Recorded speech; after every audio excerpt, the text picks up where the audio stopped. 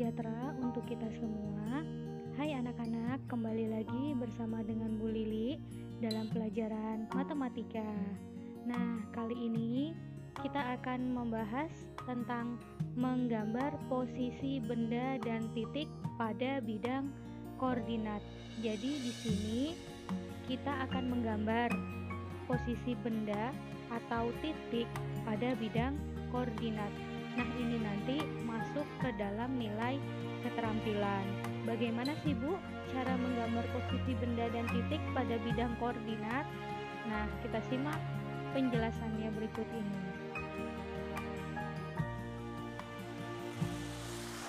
Yang pertama yaitu menggambar posisi benda pada bidang koordinat.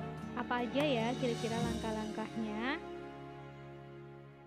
Yang pertama, gambarkan bidang koordinatnya. Yang kedua, tentukan titik-titik yang ada pada sumbu mendatar dan sumbu tegak. Kemudian yang ketiga, perhatikan koordinat benda yang ditentukan pada soal. Dan yang terakhir, gambarkan benda tersebut pada bidang koordinatnya sesuai dengan titik koordinat yang ditentukan. Nah, jadi itu langkah-langkahnya yang harus kalian perhatikan. Nah, untuk lebih jelasnya lagi, langsung saja kita ke contohnya. Nah, berikut ada soal yang berbunyikan gambarkan posisi benda yang memiliki koordinat sebagai berikut. Yang pertama ada mangga, yaitu pada koordinat A, 5, kemudian ada semangka C, 3, kemudian apel pada koordinat B, 2, pensil pada koordinat A, 3, penggaris pada koordinat D, 4, dan kamera pada koordinat D, 1. Nah, ini benda-benda yang akan kita gambar pada bidang koordinatnya. Nah, bidang koordinat yang telah kalian ketahui itu adalah bidang berpetak-petak yang ada sumbu mendatar dengan sumbu tegaknya. Nah, jadi kita gambarkan dulu bidang berpetaknya. Nah, lalu kita tentukan sumbu mendatar dan sumbu tegaknya. Nah, di sini yang bagian bawah sumbu mendatar, lalu yang di samping kiri ini nanti akan menjadi sumbu tegak. Nah, di sini titik-titiknya yang akan kita isi berapa aja ya? Nah, kalian lihat lagi dari soalnya. Untuk yang sumbu mendatar itu yang berada pada bagian sebelah kiri. A, C, B, A, D, dan D. Nah, berarti kalau kalian gambar, nanti kalian tentukan titiknya di bagian bawah sini, di sumbu mendatar, itu harus urut. Jika dia di sini berupa huruf seperti ini, berarti harus urut dari huruf A, kemudian huruf B, lalu kemudian C, dan yang terakhir yaitu D. Nanti jika berupa angka, angka pun harus urut dari angka 1, 2, 3, 4, dan seterusnya. Seperti itu ya anak-anak. Nah, jadi yang sekarang, nah seperti ini. Ini sumbu mendatarnya sudah ada titik A, B, C, dan D. Jadi harus urut. Nah, lalu yang sumbu tegaknya di sini kita lihat. Oh, dia yang di sebelah kanan koordinat. Di sini berupa angka. Ada 5, 3, 2, kemudian ada 4, ada 1. Nah, berarti kita juga harus menuliskan titik tersebut secara urut dari angka yang paling kecil. Tidak boleh kita menulisnya sesuai dengan soal. Misalnya yang pertama di sini 5, lalu kita tulis di sini 5. Kemudian 3, 2, 3, 4. Oh, salah. Tidak seperti itu. Jadi kita tulis dari yang angka paling kecil. Maka didapatlah di sini 1, 2, 3, 4, dan 5. sesuai dengan kotak atau petak-petaknya. Nah, kita akan menggambarkan yang pertama, yaitu buah mangga berada pada koordinat A,5. Maka kita ambil di sini sumbu mendatarnya yang A, kemudian sumbu tegaknya yaitu angka 5. Maka disinilah letaknya buah mangga. Kemudian yang kedua, semangka berada pada koordinat C,3. Berarti pada sumbu mendatar C, lalu kemudian sumbu tegaknya di angka 3. Berarti disinilah gambar buah semangka. Kemudian yang ketiga, apel berada pada B,2. Maka pada sumbu mendatar B, kemudian di sumbu tegaknya yaitu angka 2.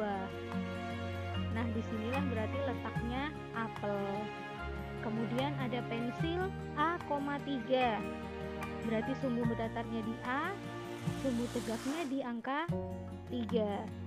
Langsung saja kita gambar. Nah, disinilah letaknya pensil. Kemudian ada penggaris di D,4. Berarti di sumbu mendatar D, kemudian di sumbu tegaknya angka 4. Maka disinilah letaknya penggaris. Dan yang terakhir ada kamera D,1.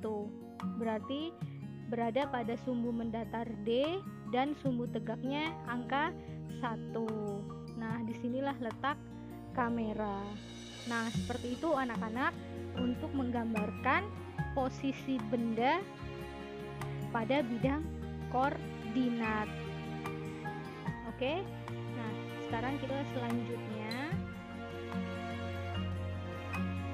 menggambar letak titik pada bidang koordinat kartesius. Langkah-langkahnya, yang pertama, gambarkan bidang koordinat kartesiusnya.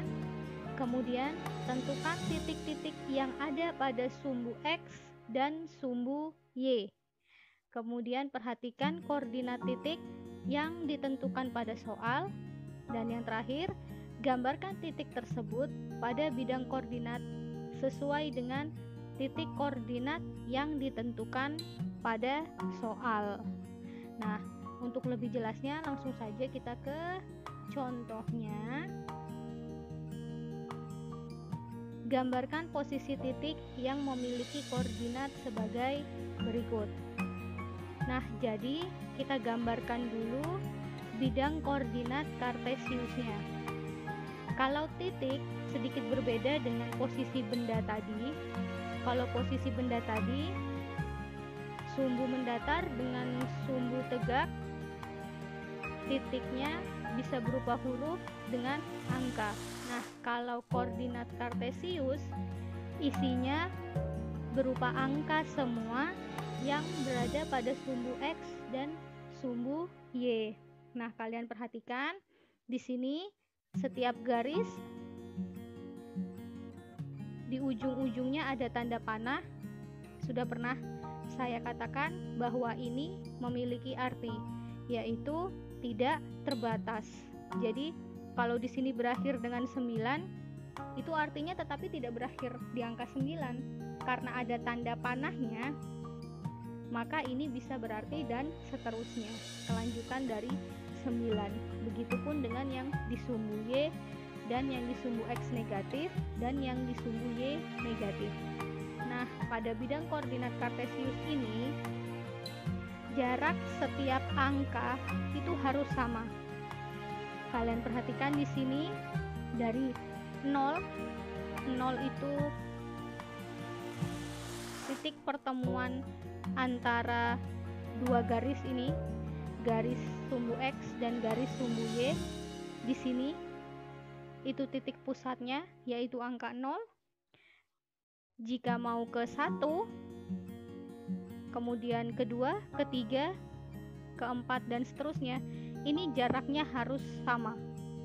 Begitupun juga dengan yang ke sumbu Y dan yang ke sumbu X negatif dan yang ke sumbu Y negatif.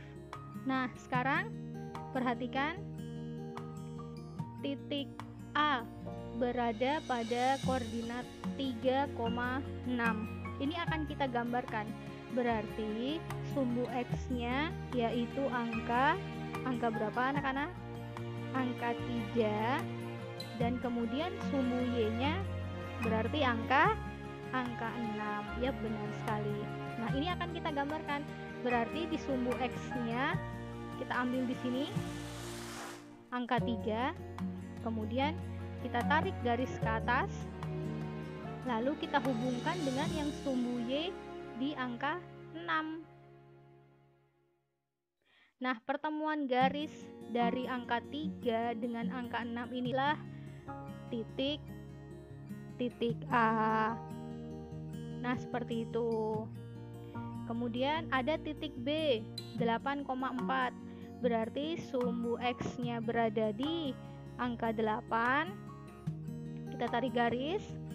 Kemudian sumbu Y-nya angka 4. Nah, pertemuan antara dua garis ini, inilah dikatakan titik B. Lalu ada C, negatif 9,5. Berarti sumbu X-nya berada di angka negatif 9. Kita tarik garis sampai ke sumbu Y-nya di angka 5. Nah, pertemuan kedua garis inilah menghasilkan titik C. Kemudian ada titik D, negatif 3, negatif 4. Berarti sumbu X-nya negatif 3 di sini, angka negatif 3. Kita tarik garis, kemudian sumbu Y-nya negatif 4. Di sini kita hubungkan. Nah, pertemuan dua garis ini dari angka negatif 3 dengan negatif 4 menghasilkan titik D. Kemudian ada titik E, 7, negatif 2. Berarti sumbu X-nya angka 7, kemudian sumbu Y-nya negatif 2. Berarti kita tarik garis. Nah, pertemuan kedua garis ini di ujungnya sini adalah berupa titik E. Dan yang terakhir ada titik F, berada pada 0, negatif 5. Berarti sumbu X-nya 0, maka 0 di sini, kemudian Y-nya negatif 5. Karena Y-nya negatif, berarti dia bergerak ke arah bawah. Nah, perhatikan ada garis putih. Nah, ini sampai di negatif 5. Nah, kalau seperti ini tidak ada dua garis karena salah satunya 0. Nah, inilah berupa titik F. Nah, mudah bukan? Jadi sudah jelas ya anak-anak, seperti itu cara menggambar posisi titik. Nah, kemudian jika kalian menggambarkan bidang koordinat kartesius, itu lebih bagus pada kertas berpetak atau buku streaming atau buku berpetak. Jadi kalau kalian ingin menggambar atau nanti ada tugas menggambar, kalian harus menyediakan dahulu buku berpetak atau buku streamingnya. Jadi kotak-kotaknya tidak kalian gambar sendiri, tetapi sudah ada di buku tersebut. Nah, kalau kalian perhatikan, misalkan ini buku berpetaknya, kemudian kalian akan menggambar bidang koordinat kartesius. Perhatikan. Nah, ini koordinatnya. Nanti dari kertas berpetak ini, yang sudah ada petak-petaknya ini, kemudian kalian buat garis, sumbu X dan sumbu Y-nya. Nah, yang perlu kalian pahami, pertemuan dua garis ini merupakan titik pusat. Dan di sini angkanya pasti 0. Nah, untuk ke angka berikutnya yang di sebelah kanan, yaitu angka 1, ini hanya berjarak 1 petak. Jadi tidak lebih dari 1 petak. Kalau kalian menggambarnya dari angka 0 ke 1, tetapi kalian langkahi 2 petak, maka untuk ke angka berikutnya kalian juga harus melangkahi 2 petak. Paham anak-anak? Jadi kalau di sini kalian perhatikan dari angka 0 ke 1, kemudian ke angka 2, ke 3, ke 4 dan seterusnya. Ini berjarak 1 petak, ini harus konsisten. Tidak boleh nanti di sini 1 petak, kemudian 2 petak. Kemudian 1 petak lagi, kemudian 2 petak. Itu tidak boleh. Jadi harus berjarak yang sama. Oke. Nah, kemudian untuk sumbu Y yang ke atas pun demikian. Jika kalian mengambil jarak 1 petak untuk memulai angka 1, nah untuk ke angka 2, 3 dan seterusnya itu juga jaraknya harus 1 petak. Tidak boleh lebih. Nah, untuk yang ke sebelah kiri pun demikian. Ke negatif 1, dari 0 ke negatif 1 itu berjarak 1 petak. Maka untuk ke angka berikutnya negatif 2, negatif 3 dan seterusnya juga harus berjarak 1 petak. Tidak boleh berbeda-beda. Kemudian yang ke bawah 0 ke negatif 1 di sumbu Y juga seperti itu, harus berjarak 1 petak. Untuk ke angka berikutnya pun juga harus berjarak 1 petak. Tetapi jika kalian membuat jaraknya 2 petak dari 0 ke 1 yang di sumbu X,